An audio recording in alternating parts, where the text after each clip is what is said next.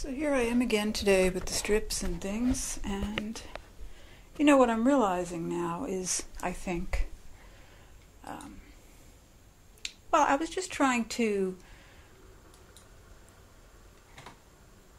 get a sense of my own sense of color, or I'm trying to think about color as the sense of something. And what is it? I mean, for me, what is it? And I'm starting to realize that my sense of color has to do or contains some sort of movement.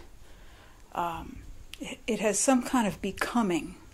That's what I'm sensing about my own sense of color, rather than it being something static and contained. It's not as focused as that. I think my focus really is more on the changing point, or that quality about color that can change. So I think that's why I'm thinking so much about the steps between the colors, or how a color might change depending on how you look at it, or how you think about it, or maybe even how you use it. But that change element, that transition element, is really important to me. So, and like I said, I've never really thought about this formally before, so I'm going through these exercises just so that I can get a feel for what I'm thinking about color. And I think that I was really interested in the fact that that some of my choices could be based on something that wasn't as immediate.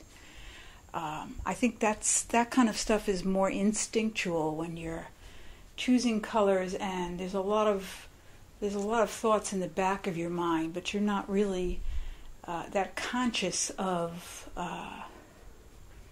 whether or not it's right, or I don't know. I'm just trying to think about how much color is sort of contained in my head, and how I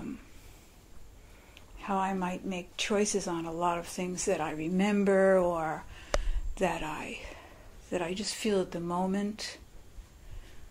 But I think the biggest thing that made an impression on me is that if I do choose a color for myself, for like in the moment when I'm thinking about something, and if I continue to do that, exercise that choice of feeling that the color is perfect for what I need. I ended up with so many different colors, but they all seem to go together, and my guess is that it's my own personal direction in color choice that generally it generally works in some way together, and it changes, but it changes in some personal way. So I feel like there's some natural order to that when I look at all those choices. And just, that's what I'm trying to do. I'm just trying to get a sense of how I feel about color. Why is that?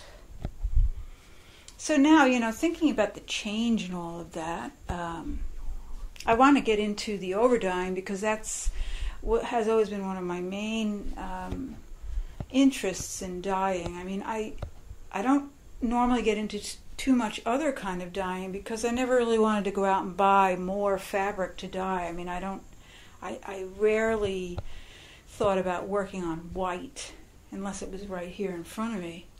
What I really wanted to do with dye was to make those changes, to create those in-between steps, now that I know what to call them, and to, I think, build a palette from what I already had. So I think I'm going to move into the overdyeing part now, because I have some new ideas just based on what I've been playing around with here.